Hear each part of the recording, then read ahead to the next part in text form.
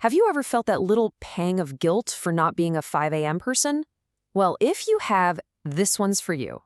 Today, we are going to take a sledgehammer to one of the biggest myths in corporate culture, the idea that waking up before the sun is your secret ticket to success.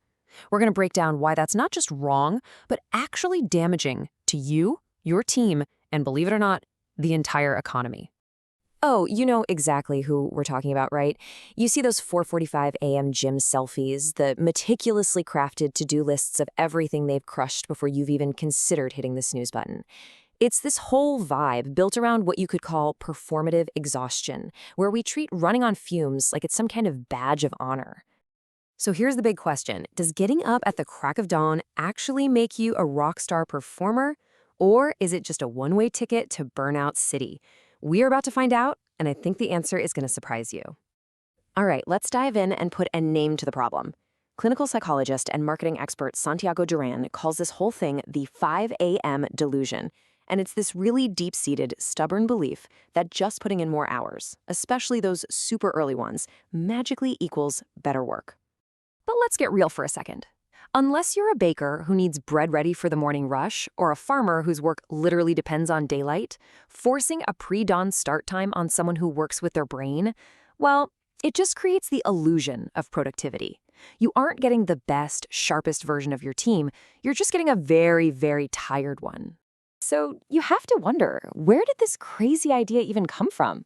Well, it turns out our modern work schedules are basically suffering from a medieval hangover. Yeah, you heard that right. We're clinging to an ancient way of thinking that just makes no sense today. And the root of the problem is actually pretty simple.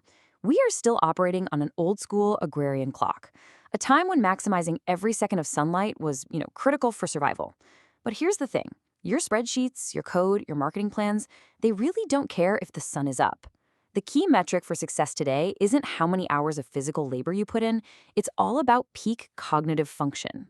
This outdated thinking leads straight to what's called the seat time fallacy, this belief that if I can see you at your desk, you must be productive. But what that really does is create a toxic culture of presenteeism.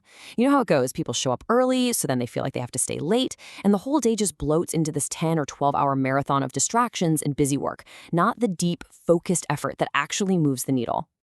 And listen, this isn't just about feeling a little groggy. We've got hard science on this. Neuroscientist Matthew Walker makes it absolutely, terrifyingly clear.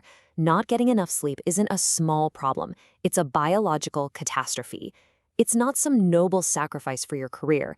It's literally a recipe for cognitive collapse. And this is exactly why a well-rested brain is your company's single greatest competitive advantage. A tired brain isn't just slow, it's a liability. It makes costly mistakes, it damages team morale, and it turns a simple 45-minute task into a grueling 3-hour slog. Sound familiar? Okay, but the fallout from this goes way, way beyond just one person's productivity. It actually scales up and affects the entire economy. Because it turns out that when we work is just as important to our economic health as how we work. I mean, just take a lesson from Henry Ford. He didn't invent the 40-hour workweek because he was a nice guy. No way. He was a brilliant capitalist who understood something fundamental. If his workers were stuck in the factory from sunup to sundown, they'd have zero time to go out and be consumers, to buy the very cars they were building. And that is the core economic truth we so often forget. A healthy, buzzing economy needs two engines, production and consumption.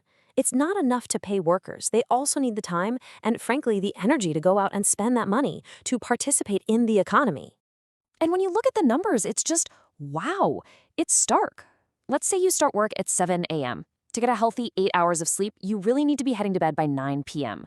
That leaves you with a measly 3.5 hours of personal time in the evening. But a 9 a.m. start? That nearly doubles your free time, bumping it all the way up to 6.5 hours. So what happens in all those extra hours? Life happens. People go out to eat, they see a movie, they hit the gym, they go shopping. By basically chaining people to their desks from dawn till dusk, companies are unintentionally starving the very local businesses and economies that they're a part of. Okay, so if the 12-hour workday is out, how in the world do you get everything done in a nice, protected 8-hour day? Well, the answer isn't about working faster. It's about working smarter. And the solution might come from a framework you've probably heard of, Agile. Now, the core idea of Agile kind of flips the whole concept of productivity on its head. It's not about how much work you can cram into a day. It's about being absolutely ruthless and cutting out the work that doesn't actually matter. It's about maximizing the amount of work you don't do so you can focus all your energy on what truly adds value. And it gives you some really powerful tools to do this. You've got sprints, which force you to focus on one specific goal at a time. You've got daily stand-ups, which kill those soul-crushing 2-hour status meetings. The backlog acts like a bouncer, protecting your team from random, distracting requests. And retrospectives make sure you're always getting better at how you work. It's a whole system built for focus and efficiency. And guess what?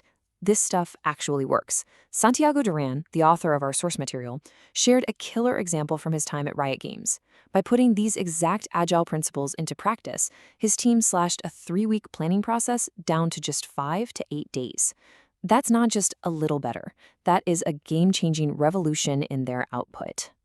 So really, what all of this boils down to is a massive, fundamental shift in our mindset. We have got to let go of these old industrial age ideas about what hard work is supposed to look like. And this right here is the essential trade. The old way was all about managing hours and rewarding people just for showing up. The smart way? It's about managing output and rewarding actual performance. It's about trading in that performative exhaustion for something we should call fierce rest, because high-quality rest is the fuel for high-quality performance.